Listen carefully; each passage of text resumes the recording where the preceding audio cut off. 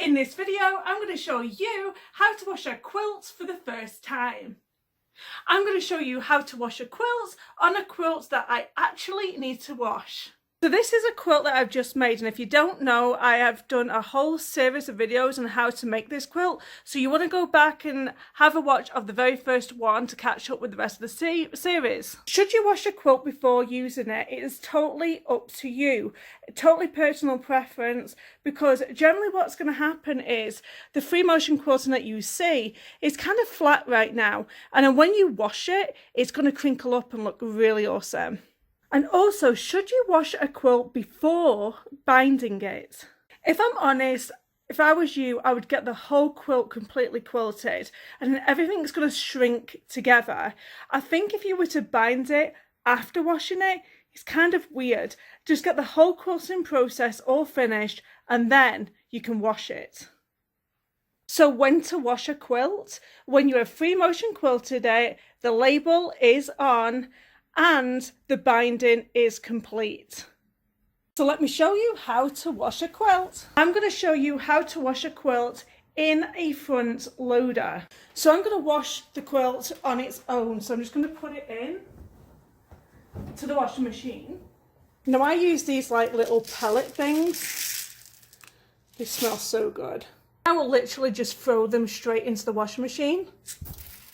I'm just going to show you this quilt for 2 seconds because this quilt has many different colours. As you can see, there's whites right to black in the corner, and it's a whole rainbow of colours. I never used a colour catcher for this, but I do have colour catchers that I am going to show you. So if you are worried and you want to know how to wash a quilt without the colours running, you would use something like this. It's a colour catcher. And basically they come in different selection sizes of boxes, and they are basically a sheet that looks like this, and you put it straight in the washing machine with the quilt, and it'll stop colours from running. It'll catch it all on this piece of paper. So if you are interested in these, I'll put a link in the description box below and you'll be able to get them. For this quilt, I'll just put one in anyway. And then just one more last thing is just add in some fabric softener. So I'm just going to pull this drawer out here and just add a little bit of softener. Now I'm just going to turn my machine on. I'm just going to turn this dial until it states express wash, because it doesn't need that much of a wash. It's brand spanking new, and we just want to get that kind of free motion quilting all crinkly. So what temperature to wash a quilt? I always wash my quilts like this. So as you can see, it's on a warm cold cycle and it's on a high spin. I mean, if I want to, I can change my spin here.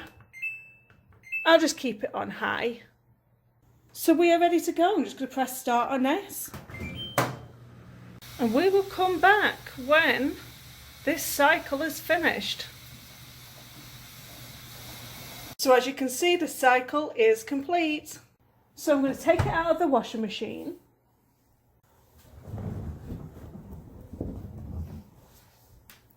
And I will also put my quilts in the dryer. So it obviously doesn't need to be on for long, probably like 30 minutes or so. And I always put a dryer sheet in with it too,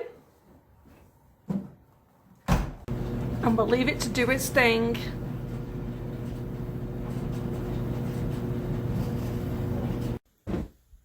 So let's put this quilt on the bed and have a closer look at the quilting now.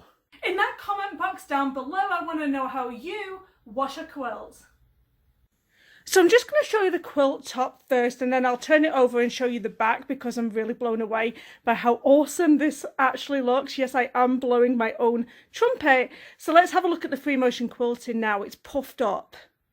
So this star section was one of the first parts of this series, and if you want to go back and have a watch of that, I show you exactly how I created this look, and this was all done with rulers. The next portion on the quilt that we did was this kind of pink portion here, and it was kind of like a wood grain, but I kind of like how it looks now. I didn't like how it originally looked, like before I washed it, but can you see how it takes on a whole different life when you start to wash a quilt?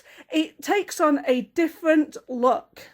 And this one here was kind of like the squigglies, and I kind of still have some like loose thread, and you probably will notice that when you wash a quilt. You'll notice that, you know, you didn't quite catch some of these things, so you just have to go back and have a look.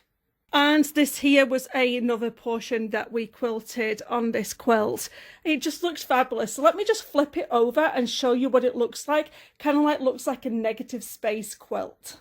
Just look how amazing this quilt looks on the back side. This whole series was based on making a quilt out of bedding sheets. So this was actually a bedding sheet that I purchased from the store that I used for the backing of my quilt. So you really do want to go back and watch all of them other videos to this series, because I really think that you're going to get a lot of value from watching all of the videos. Can you see how the pale pink on the quilting is almost non-existent when you look at it? Like, it's very, very pale pink, almost like a white. And it was just an amazing colour choice. And I am just blown away by all this quilting. Look at all of that hard work and all that dedication and all of that time I've put in to that free motion quilting. And it was all done on my Baby Lock Tiara mid-arm. And no, I am not paid or sponsored to give that advertisement. Look how amazing my quilt is. Now, one of my most favourite quilts is this quilt. It took so much time to do each of these stars, paper pieced. However, I hate the back of this quilt. I absolutely hate it. I absolutely hate this quilt is because I chose dark brown thread. And the reason why I chose dark brown thread is obviously because I had a dark brown on the front. Now, always think about the colour choices that you're going to have on the back of your quilt. If you want to make it really easy on yourself, what I should have done, because this is like one of my very first quilts, I want to say it's like quilt number 4 maybe, is always have the same colour on the front as what you have on the back, because that is going to make your life just go so much easier. Trust me, when you are free motion quilting as a beginner, you are going to want to choose the front side colour as the same colour as the back. So I just want to zoom in on this quilt because I want to show you exactly why I hate it. It looks amazing on the front, don't get me wrong, but on the back, it's just hideous. So this is really difficult for me because I do like the star quilt, but this one I designed and created all by myself. And also I think that the free motion quilting is phenomenal. So I'm sorry, star quilt. I think that this quilt is going to take first place. The only thing that I don't like right now is the pillowcases. So I am going to have to change these pillowcases.